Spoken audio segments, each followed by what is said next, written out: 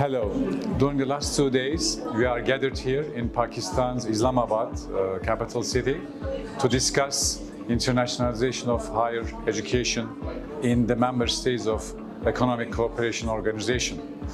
As the ECO Educational Institute, we cooperated with Higher Education Commission of Pakistan with the objective that our universities should work together.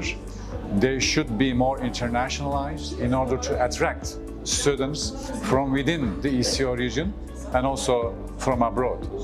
All of which depends on quality of students, quality of the infrastructure, quality of our professors, and quality of the environment. For this objective, we proposed a work plan for the member states to be adapted, and also we proposed an index of internationalization of higher education as a model for ECO states. I hope all of which will come to a fruitful result and benefit for the youth of this region.